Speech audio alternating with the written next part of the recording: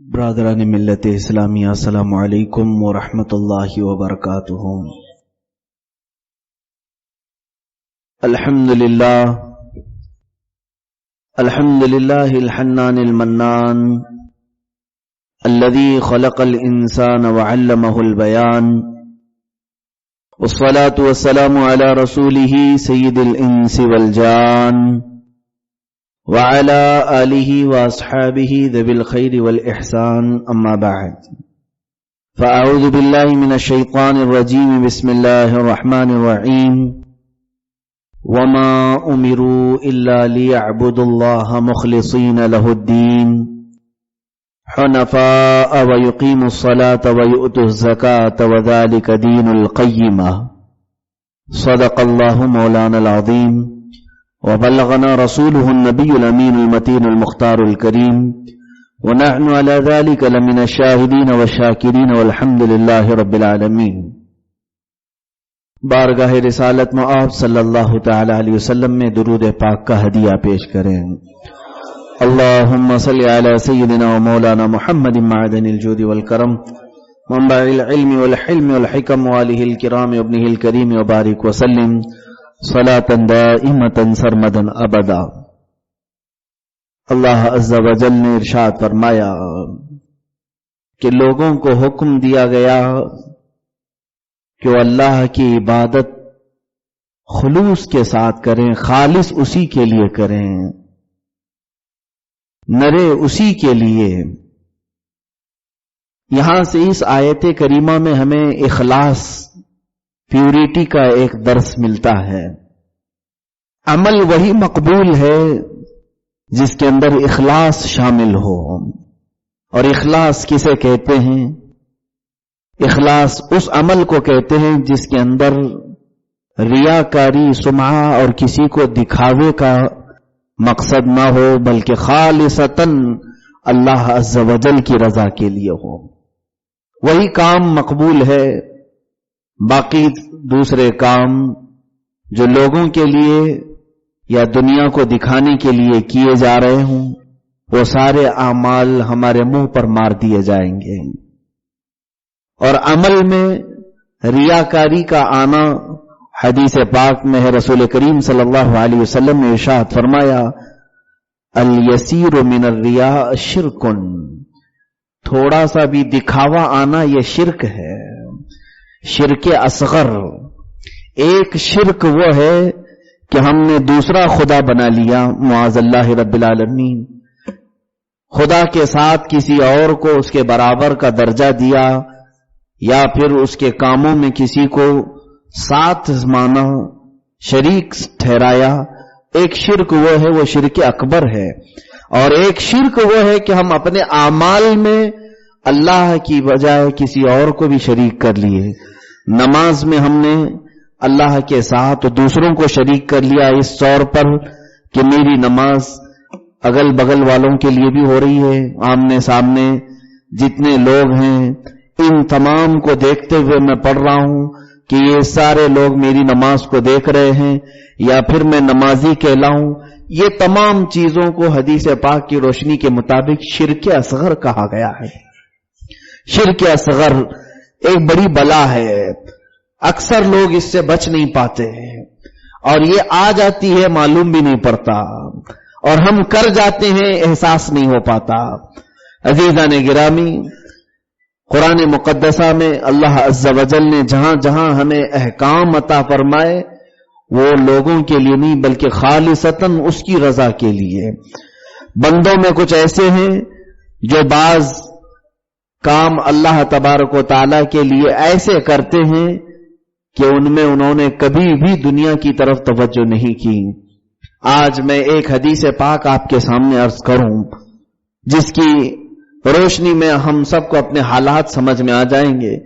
ابو داؤد شریف کی حدیث ہے، مصطفیٰ کریم صلی اللہ تعالی علیہ وسلم نے ارشاد فرمایا، یوشک ان تتداعى علیکم الامم کما تداعى الاکلۃ الى قصعتها، فقال قائل نحن من قلة يومئذ یا رسول اللہ، قال صلی اللہ علیہ وسلم وَلَكِنَّكُمْ كَثِيرُونَ غُثَاءً كَغُثَاءِ السَّيْلِ۔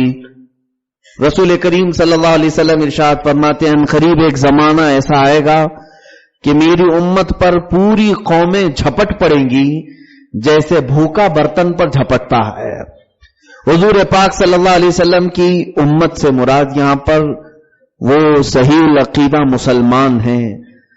مسلمانوں پر پوری جماعتیں ایسے جھپٹ پڑیں گی جیسے بھوکا برتن پر جھپٹتا ہے۔ تو صحابہ کرام میں سے کسی نے پوچھا یا رسول اللہ صلی اللہ علیہ وسلم جب ایسا زمانہ آئے گا تو کیا ہم تعداد میں بہت کم ہوں گے؟ نحن من قلت یومئذ، اس زمانے میں ہم تھوڑے سے ہوں گے؟ حضور پاک صلی اللہ علیہ وسلم نے فرمایا نہیں، تم تو بہت زیادہ ہوگے۔ وَلَكِنَّكُمْ كَثِيرُونَ، بہت زیادہ ہوگی تمہاری تعداد، لیکن تمہاری حیثیت کیا ہوگی؟ غثاءً كغثاء السیل، جھاگ جیسے سمندر کا جھاگ ہوتا ہے ویسی تمہاری حالت ہوگی۔ یہ جھاگ کا مطلب کیا ہے؟ جو پانی کے اوپر سفید سفید جمع ہوتا ہے، جس کو آپ کف کہیں یا جو اڑ جانے والی چیز ہے۔ حضور اکرم صلی اللہ علیہ وسلم نے ارشاد فرمایا کثرت ہوگی مسلمانوں کی، لیکن ان کی حیثیت یہی جھاگ کی طرح ہوگی۔ اس جھاگ کا حال یہ ہوتا ہے کہ سمندر میں ہو یا پانی میں ہاتھ ہلانے سے تو پورا اوپر جمع آ جائے گا۔ ایک بالٹی میں صرف ڈال دیجئے اور ہاتھ گھمائیں تو پوری بالٹی بھر کر کے ایسا لگے گا کہ صرف کا اثر کف ہی کف ہے، جھاگ ہی جھاگ ہے، ایسا لگے گا کہ اس میں پانی ہی نہیں ہے۔ لیکن اس جھاگ کو تھوڑی سی ہوا لگ جائے کہ پورا ختم ہو جائے گا، پورا ختم ہو جائے گا۔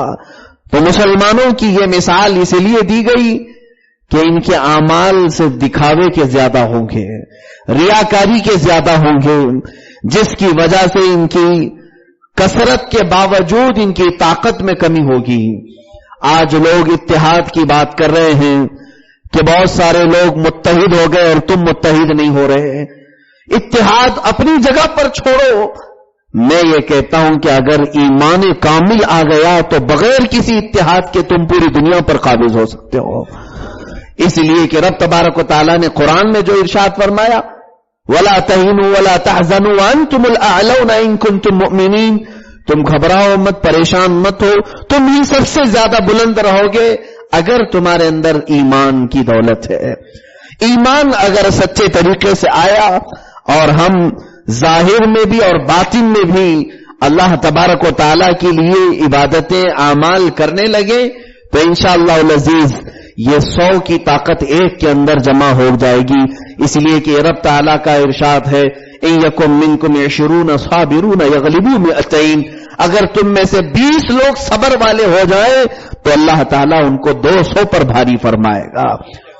اور دوسری جگہ رب تعالیٰ فرماتا ہے ان یکم منکم 100 صابرۃ، اگر تم میں سے 100 ہو تو اللہ تعالیٰ ان کو 200 پر بلکہ 2000 پر بھاری فرمائے گا۔ عزیزان گرامی، آج ہماری تعداد 313 کی نہیں ہے جو جنگ بدر میں تھے، وہ 313 تھے مگر ہزاروں پر بھاری تھے، اس لیے کہ ان کے اندر پیوریٹی تھی، اخلاص تھا۔ وہ کبھی اپنے اسباب اور مادیات پر بھروسہ کر کے نہیں بیٹھے تھے بلکہ خالص اللہ اور اس کے رسول کی محبت اور اس پر توکل اور یقین کر کے نکلے ہوئے تھے۔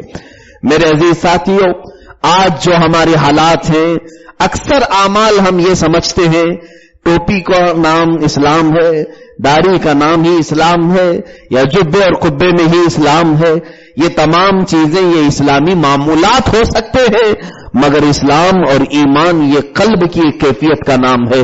جب تک ایمان قلب کے اندر جاگزی نہیں ہوتا اس کے اعمال میں کوئی خلوص نہیں آتا۔ اکثر لوگ تھوڑے سے کاموں میں جو ریا کی خواہش کرتے ہیں ان کے لیے حدیث پاک میں سناؤں، ہم لوگوں کی یہ تمام بری عادتیں ختم ہو جائیں، لوگوں کے لیے جو اعمال کیے جاتے ہیں، حدیث پاک میں قیامت کے دن سب سے پہلے 3 لوگوں کو لایا جائے گا، یہ بھی مسلم شریف کی حدیث پاک ہے، غور سے سنیں۔ حضور پاک صلی اللہ علیہ وسلم ارشاد فرماتے ان میں سے پہلا شخص کون ہوگا؟ جو شہید، اللہ کی راہ میں شہید ہوا، لڑتے لڑتے جان دے دیا، اور ایک ہے قاری قرآن، عالم دین، اور تیسرا ہے ایک ایسا سخی انسان جو لوگوں کو خوب خیرات کرتا تھا.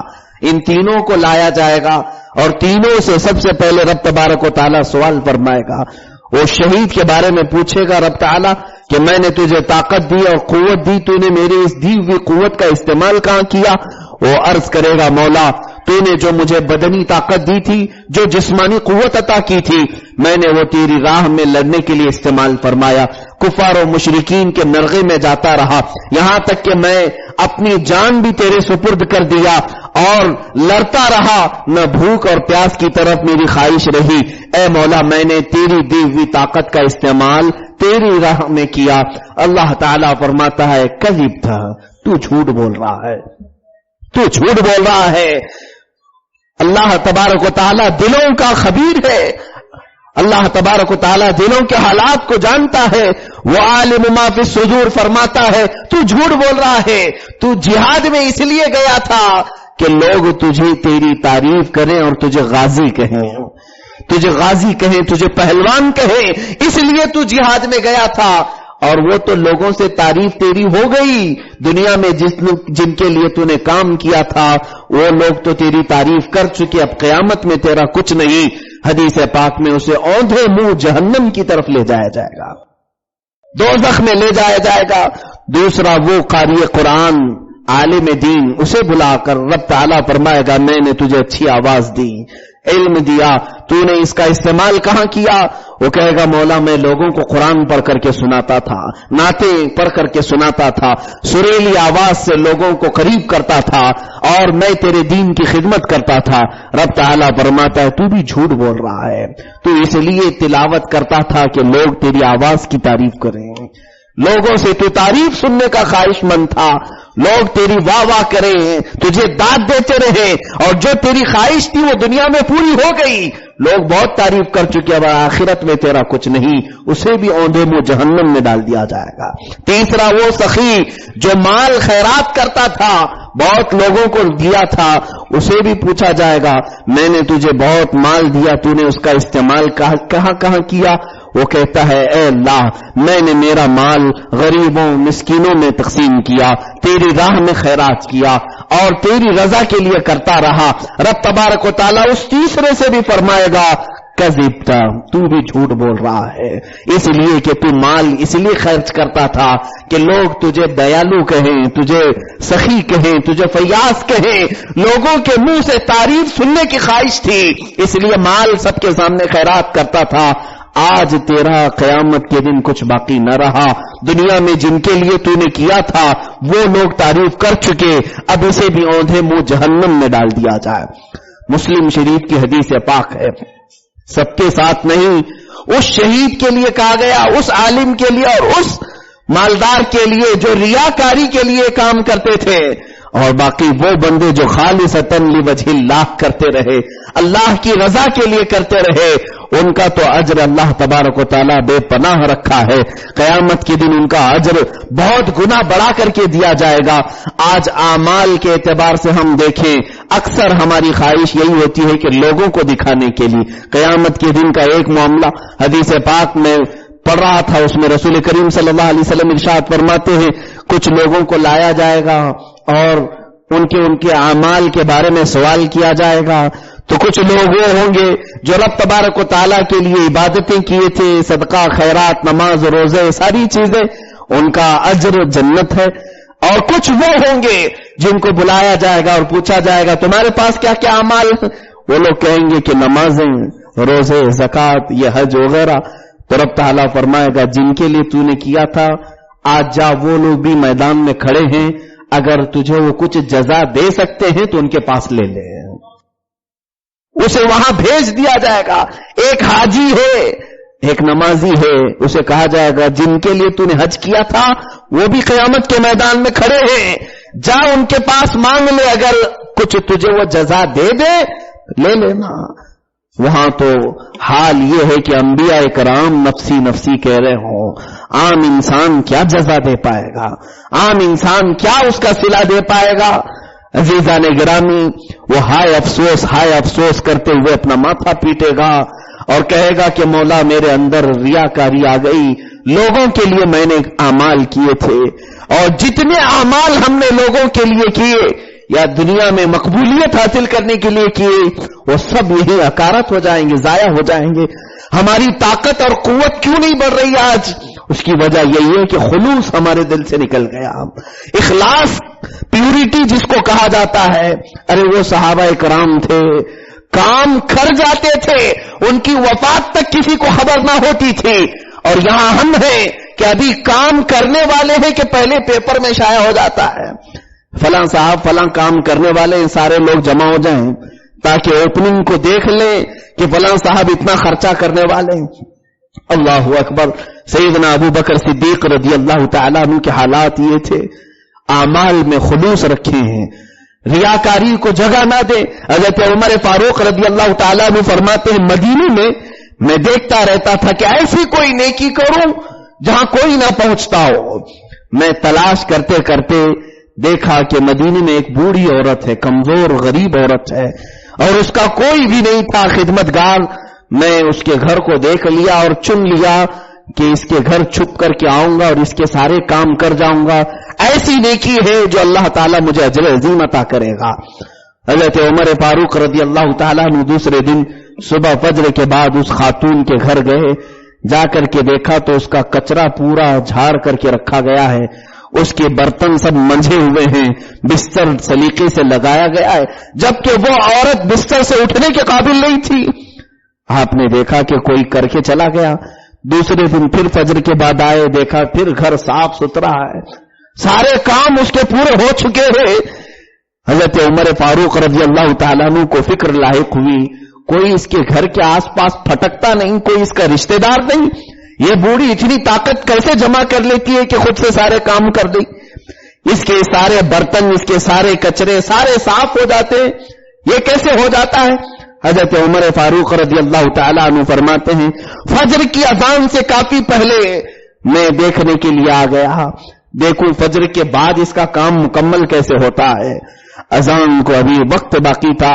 سیدنا عمر فاروق رضی اللہ تعالیٰ عنہ فرماتے ہیں دیکھا میں نے رات کے اندھیرے میں ایک بوڑھا شخص کمبل اوڑے ہوئے اس بوڑھی خاتون کے گھر میں جا رہا ہے اور جلدی سے جھاڑو لیا اور کچرا جھاڑ رہا ہے, اس کے برتن صاف کر رہا ہے, اس کا بستر سلیقے سے لگایا. یہ پورا سرار خادم ہے کون؟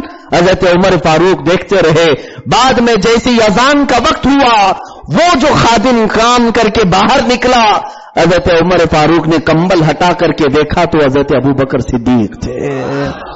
سیدنا ابو بکر صدیق رضی اللہ تعالیٰ عنہ, جبکہ وہ خلافت کے منصب پر تھے, اپنے خلیفہ ہونے کے وقت میں یہ کام کر رہے, کسی کو کانوں کان خبر نہیں. اسی کا نام اخلاص ہے, اسی کو خلوص کہا جاتا ہے.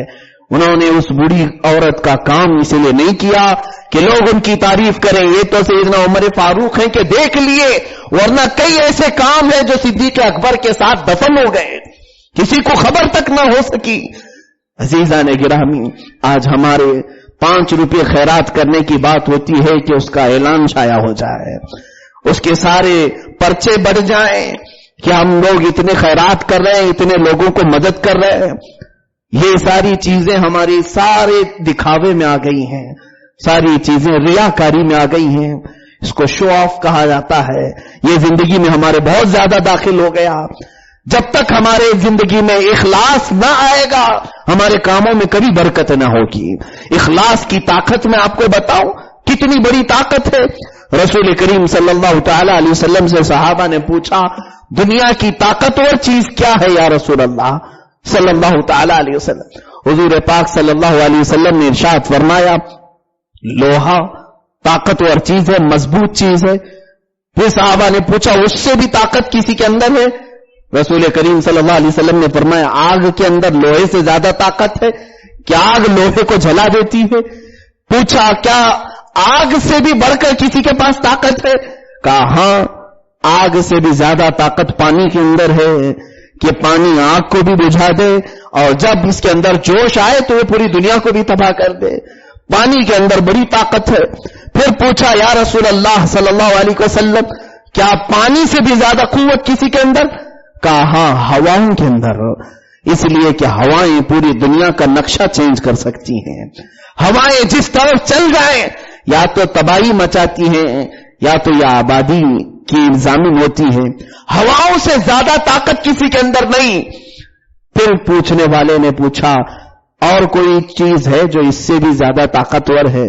مصطفیٰ کریم صلی اللہ علیہ وسلم نے فرمایا ہاں ایک چیز ہے اور اس سے زیادہ طاقت دنیاوی چیزوں میں کسی کے پاس نہیں. پوچھا وہ کون سی چیز ہے؟ فرماتے ہیں وہ ہاتھ سب سے زیادہ قوت والا ہے کہ اس ہاتھ سے دیا تو دوسرے کو خبر نہ ہو. وہ دنیا کی سب سے طاقتور ہاتھ کا نام ہے. اس ہاتھ سے خیرات کیا اور دیا اور بائیں ہاتھ کو خبر تک نہ ہوئی.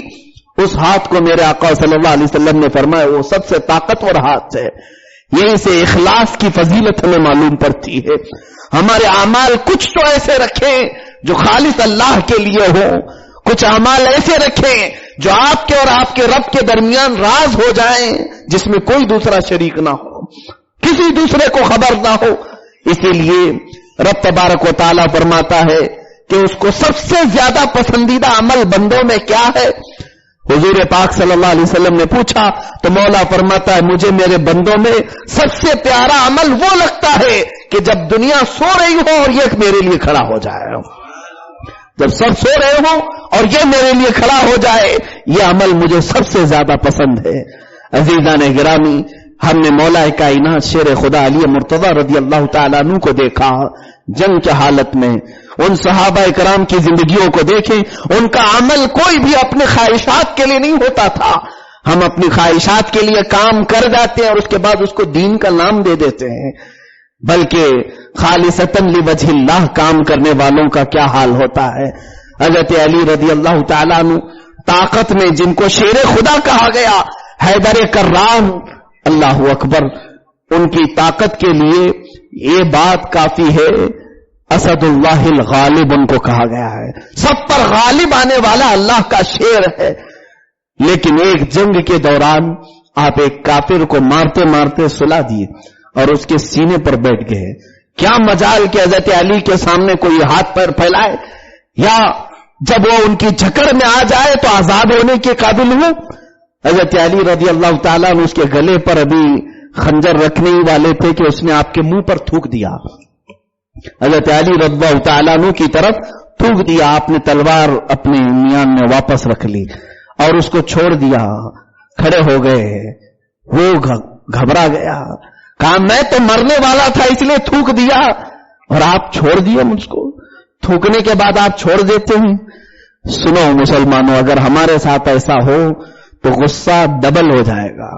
پہلے جو غصہ تھا وہ ڈبل ہو جائے گا کہ دو چیزیں شریک ہو جائیں گی. پہلے تو میں کسی اور وجہ سے مار رہا تھا, اب تو تھوکنے کی وجہ سے ڈبل ماروں گا. جیسے ہوتا ہے کسی کو ہم چھیڑ رہے تھے, وہ گالی دیا تو اور زیادہ ہم مارنے لگ گئے, وہ غصہ مجھے دلائے. مگر حضرت علی کا حال ایسا ہے کہ وہ گالی دیا یا تھوک دیا تو اسے چھوڑ دیا, کھڑے ہو گئے. اس نے پوچھا تو آپ فرماتے ہیں پہلے جو میں تجھے مارنے کے لیے بیٹھا تھا وہ صرف میرے رب کی رضا کے لیے ہے, اور جب تو نے تھوک دیا تو میرے نفس کی خواہش شامل ہو گئی. اب اگر میں مارتا تو میرے نفس کے لیے مارتا, اس لیے میں نے چھوڑ دیا. میں نہیں چاہتا کہ میری ذات کے لیے کسی کو قتل کرو, میرے اپنے لیے کسی کو مارو. اللہ اللہ, یہ اخلاص کا کمال کا درجہ ہے, اس کو خلوص کہتے ہیں, یہ پیورٹی ہے. اپنے ہر عمل کو رب تبارک و تعالیٰ کے لیے وقف کرنا, یہی پیورٹی ہے, یہی اخلاص ہے. عزیزان گرامی, لوگ یہ پوچھتے ہیں کہ اخلاص کیا چیز ہے. میں عرض کروں, صحابہ اکرام رضوان اللہ علیہم اجمعین اپنی زندگیاں, اپنا مال, اپنا سب کچھ رسول اللہ کے لیے وقف کرتے تھے اور بولتے کم تھے. آج اس کا الٹ ہے, ہم بولتے بہت زیادہ ہیں اور جب عملی میدان میں پوچھیں تو کسی کے پاس آدھا گھنٹہ نہیں ہے. ان لوگوں سے میں پوچھتا ہوں رسول کریم صلی اللہ تعالی علیہ وسلم کی محبت میں بلند بانگ دعوے اور نعرے لگانے والے, آج مصطفیٰ کریم صلی اللہ علیہ وسلم کی شان اقدس میں کثیر گستاخیاں اور بے پناہ جراتیں ہو رہی ہیں, وہ سارے لوگ کہاں خاموش ہیں, وہ سارے لوگ کہاں سو گئے. وہ صحابہ کرام کی باتوں میں ایک مثال میں دے دوں. اللہ اللہ, خلوص کس کو کہتے ہیں؟ اللہ اور اس کے رسول کے لیے اپنی زندگی کی ہر چیز قربان کرنا. ہمارا دنیا میں کچھ نہیں ہے، جو کچھ ہے اس پر رسول اللہ کا قبضہ ہے اور یہ اللہ کی ملکیت ہے، مگر ہم اس کو اپنا سب کچھ سمجھ کر کے بیٹھے ہوئے ہیں۔ حضور پاک صلی اللہ تعالی علیہ وسلم نے اعلان فرمایا ایک مرتبہ جہاد میں جانے کے لیے، اور جہاد کی فضیلت جب بیان فرمائی، صحابہ جوق در جوق حضور کے پاس چلے آئے۔ مدینے کی ایک خاتون ہے، ایک عورت ہے، وہ گھر میں بیٹھ کر کے رو رہی ہے۔ کیوں رو رہی ہے پوچھو مسلمان؟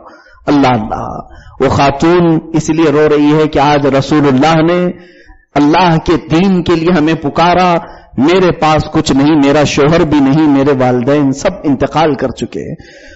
وہ خاتون اس لیے رو رہی ہے کاش میرے پاس کچھ ہوتا تو میں رسول اللہ کی بارگاہ میں پیش کر دیتی، کچھ ہوتا میں حضور کی بارگاہ میں لے آتی۔ لیکن اس خاتون کا 2 سال کا دودھ پیتا بچہ تھا، گود میں دودھ پینے والا بچہ تھا۔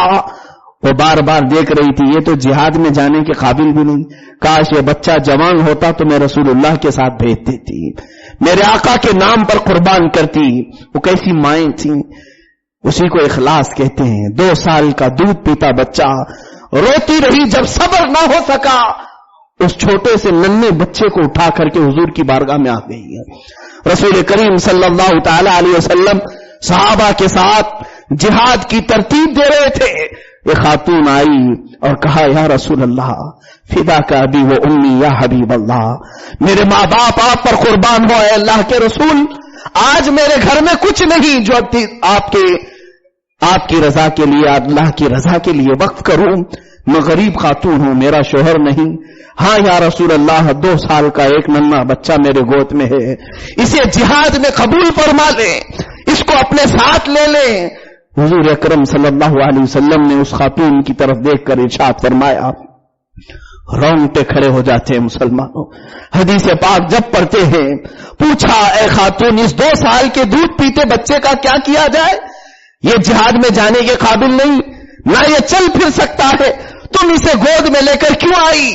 سنو اس عظیم ماں کو لاکھوں سلام، کہتی ہے یا رسول اللہ جب یہ بڑے بڑے مجاہدین صحابہ جنگ میں لڑ رہے ہوں گے، کفار و مشرکین کی طرف سے اگر تیر برسائے جائیں تو یہ میرا بچہ ڈھال کے کام آ سکتا ہے، یہ میرا بچہ ڈھال کے کام آ سکتا ہے، کفار و مشرکین کے تیروں سے بچنے کے لیے اس بچے کو میرے ڈھال بنایا جا سکتا ہے، یا رسول اللہ اسے اپنی بارگاہ میں قبول فرما دے۔ سارے صحابہ کی آنکھیں بھیگ گئیں اس خاتون کی اس اخلاص کے کردار پر۔ جو کچھ ہے وہ رسول اللہ کے لیے ہے، جو کچھ ہے وہ میرے آقا کی رضا کے لیے ہے۔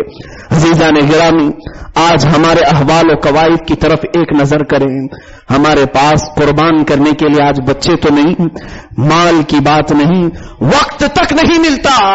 آدھے گھنٹے کی بات کی جائے تو ہمارے 1000 ہیلے بہانے ہوتے ہیں۔ میری ڈیوٹی ہے آج میں یہی عرض کروں، مشکل سے لوگ جمعہ پڑھنے کے لیے آتے ہیں اور 5 منٹ اور 10 منٹ زائد ہو جائے تو دیکھیں کیسی ہنگامہ آرائی ہوتی ہے۔ کیا یہی ہمارے دین کے لیے وقف کرنے کی زندگی ہے؟ کیا ہم رب تبارک و تعالیٰ کے ایسے ہی بندے ہیں؟ ہاں، کبھی آفس میں گھنٹہ بھی زائد ہو جائے تو کسی باس کو پوچھا نہیں جاتا، دکان میں بند کرنے میں تاخیر ہو جائے تو کبھی کوئی ہمیں الجھن نہیں ہوتی، لیکن اللہ اس کے رسول کے لیے ہم آئیں تو ہماری یہ الجھنیں بڑھ جاتی ہیں۔ یہ بھی حدیث پاک کے حوالے سے عرض کروں، میرے آقا صلی اللہ تعالی علیہ وسلم ارشاد فرماتے ہیں کہ یہ جو تمہاری کثرت ہو کر کے بھی تم کفار و مشرکین کے سامنے مغلوب ہو جاؤ گے اور وہ غالب رہیں گے۔ حضور سے پوچھا گیا اس کی وجہ کیا ہے یا رسول اللہ؟ فرماتے ہیں کہ کفار کے دلوں سے تمہارا رعب ختم کر دیا جائے گا اور تمہارے دلوں میں وہن ڈال دیا جائے گا۔ وہن کیا ہے یا رسول اللہ صلی اللہ علیہ وسلم؟ میرے آقا صلی اللہ علیہ وسلم ارشاد فرماتے ہیں کہ دنیا کی محبت اور موت سے نفرت، اسی کا نام وہن ہے، وہ تمام لوگوں کے دلوں میں ڈال دیا جائے گا۔ آج یہی کیفیت ہماری ہے، ہمارے دلوں کے اندر دنیا کی ایسی محبت ڈال دی گئی اور موت سے نفرت بھی آ گئی، جس کی وجہ سے ہم دین کے متعلق سوچنے پر کبھی متحد نہیں ہوتے، کبھی ہمارے پاس وقت نہیں ہوتا۔ عزیزان گرامی، اخلاص ہمارے اعمال میں پیدا کریں۔ ہماری زندگیاں بہت تھوڑی سی ہیں، بہت مختصر ہیں، بلکہ کسی حکیم نے سچ کہا ہے 7 سال کی زندگی بھی اگر مولا تمہیں عطا کیا ہے تو روزانہ دن کے 24 گھنٹوں میں سے 8 گھنٹے ہم سو جاتے ہیں، دن کے 3 حصے کرتے ہیں ہم تو تہائی حصہ سوتے ہیں، 60 سال کی زندگی میں تو 20 سال صرف سونے میں گزارتے ہیں، 20 سال تو ہمارے صرف سونے میں نکل جاتے ہیں۔ عزیزان گرامی، اس کے بعد بچی ہوئی زندگی میں ہماری مشغولیات، ہماری کاروبار، ہماری تجارتیں، شادی بیاہ، بچوں کی تربیت، یہ تمام چیزیں ہونے کے بعد مشکل سے میرے رب کے لیے کتنا وقت ہم نے نکالا، جس نے ہمیں سانسیں دی، جس نے ہمیں رزق دیا، جو ہماری پرورش کا سب سے بڑا ذمہ دار رب تبارک و تعالی ہمارا پالنہار حقیقی ہے، اس کے لیے ہم نے کتنا وقت نکالا، یہ ہمارے کیلکولیشن میں بہت ہی کم حصے میں آ جاتا ہے۔ عزیزان گرامی، آخری بات عرض کروں، اخلاص کے لیے جب عمل کیا جائے اس کا نتیجہ کیا ہوتا ہے؟ اس کا نتیجہ کیا ہوتا ہے؟ دیکھیں، کوئی بھی عمل لالچ میں نہ کریں بلکہ خالص میرا رب راضی ہو جائے۔ حضرت سیدنا امام حسین رضی اللہ تعالیٰ عنہ سے پوچھا گیا کہ قیامت کے دن اگر مولا تبارک و تعالی آپ کو آپشن دے دے کہ حسین کیا پسند کرتے ہو، جنت یا دنیا؟ حضرت امام حسین فرماتے ہیں میں یہ چاہوں گا مولا تبارک و تعالیٰ اگر مجھے اختیار دے دے کہ جنت میں جانا پسند کرتے ہو یا پھر باہر رہ کر عبادت۔ حضرت امام حسین فرماتے ہیں کہ میں یہ عرض کروں گا مولا جنت سے باہر رہ کر کے مجھے نماز کی اجازت دی جائے۔ قیامت کے بعد نماز نہیں ہے، جنت میں کوئی عبادت نہیں ہے، وہاں کوئی عبادت نہیں، صرف آرام کرنا ہے۔ پوچھا گیا ایسا کیوں؟ کہتے ہیں جنت میں جانا یہ میری خواہش ہے اور نماز میں میرے رب کی رضا ہے، میں اس کو پسند کروں جس میں میرے رب کی رضا ہے، جس میں میرے رب کی خوشنودی ہے، میں اسے پسند کرتا ہوں۔ اور ایک حدیث پاک میں نے دیکھا، اللہ اکبر، قیامت کے دن کچھ ایسے لوگ ہوں گے جن کو بیڑیاں ڈال کر، زنجیر ڈال کر کے جنت میں لے جایا جائے گا۔ سنا ہوگا دوزخ میں لے جانے والوں کو، دوزخ میں بہت سارے ہیں جن کو بیڑیاں ڈال کر کھینچا جائے گا، مگر یہ سنا کہ بیڑیاں ڈال کر کے جنت میں بھی لے جایا جائے گا۔ ہاں، ایک جماعت ہے، قیامت کے دن حساب کتاب ہو رہا ہوگا جنتیوں کا، صرف جو پاس ہو گئے اعمال میں، صرف جنت میں جانے والے، ان میں 3 کیٹیگریاں ہیں۔ ایک کیٹیگری ایسی ہے، ایک جماعت، مولا تعالیٰ اس سے پوچھے گا کہ تم کامیاب ہو گئے، عبادت کرتے تھے، گناہوں سے بچتے تھے، کس وجہ سے؟ وہ کہیں گے مولا تیری جنت کی نعمتیں ہم نے قرآن میں پڑھی، تیرے رسول سے سنا، جنت کی خواہش ایسی تھی جس کی وجہ سے ہم ہر گناہ سے بچتے رہے اور تیری عبادت کرتے رہے۔ مولا فرماتا ہے جاؤ میں تمہیں جنت دے دیا، تم جنت کی خواہش میں گناہوں سے بچتے رہے، آج تمہارے لیے جنت ہے۔ ایک دوسری جماعت اس سے پوچھے گا مولا تم کیوں عبادت کرتے تھے اور گناہوں سے بچتے تھے، تم بھی کامیاب ہو گئے؟ وہ دوسری کیٹیگری ہے، وہ کہتے ہیں مولا تیری بنائی ہوئی دوزخ سے بہت خوف آتا تھا، بہت ڈر لگتا تھا، اس کے عذابات سن کر کے بدن کانپتا تھا، اس لیے ہم ہر گناہ سے بچتے رہے اور تیری عبادت کرتے رہے۔ مولا فرمائے گا جس کے ڈر سے تم عبادت کرتے رہے آج میں تمہیں اس سے آزاد کر دیا، جاؤ جنت میں، تمہارے لیے بھی جنت ہے۔ تیسری کیٹیگری آخری جماعت ہے، یہ بھی جنتی ہے۔ مولا ان سے پوچھے گا تم بھی کامیاب ہو گئے اپنے اعمال میں، تم کیوں عبادت کرتے تھے اور گناہوں سے بچتے تھے؟ وہ کہیں گے اے الہ العالمین ہمیں نہ جنت میں جانے کی خواہش تھی، نہ دوزخ سے کوئی خوف، بلکہ ہم تو صرف تیری رضا کے لیے عمل کرتے تھے، تو راضی ہو جائے اس لیے عبادت کرتے تھے۔ رب تعالیٰ فرمائے گا میں تم سے راضی ہوا، جنت میں چلے جاؤ۔ وہ کھڑے ہو جائیں گے مولا اگر جنت میں چلے گئے تو باقی لوگ کہیں گے، ہم کو تانا دیں گے کہ تم بھی جنت کے لیے کرتے تھے اور اب کے پاس کچھ اور بولے، ہم جنت میں نہیں جانا چاہتے، تو راضی ہو جا۔ مولا فرماتا ہے میں راضی ہو گیا، جنت میں چلے جاؤ۔ پھر وہ کھڑے ہو جائیں گے، تیسری مرتبہ انہیں کہا جائے گا میری رضا اس میں ہے کہ جنت میں چلے جاؤ۔ وہ کہیں گے مولا کہیں لوگ پھر یہ نہ کہیں کہ تم بھی عمل جنت کے لیے ہی کرتے تھے، تب حکم ہوگا فرشتوں کو ان کے ہاتھوں اور پیروں میں بیڑیاں ڈالو اور زنجیر ڈال کر کے انہیں جنت میں داخل کرو۔ کہ وہ مخلصین ہیں جو خالصتاً لوجہ اللہ اعمال کرتے تھے، رب راضی ہو جائے اس لیے عمل کرتے تھے۔ عزیزان گرامی، ہماری زندگی کے کچھ اعمال ایسے ہونے چاہیے جس میں ہم کسی کو شریک نہ کریں، ویسے ہر عمل میں کبھی کسی کو شریک نہیں کرنا چاہیے۔ اللہ تعالیٰ فرماتا ہے، میرے آقا صلی اللہ علیہ وسلم فرماتے ہیں کہ ریاکاری، لوگوں کو دکھانا، یہ شرک اصغر ہے، شرک ہے، اس سے بچنا ہماری سب کی بڑی ذمہ داری ہے۔ اعمال میں خلوص پیدا کریں، نمازوں کی طرف نہ کسی کو توجہ نہ کریں کہ کون دیکھ رہا ہے۔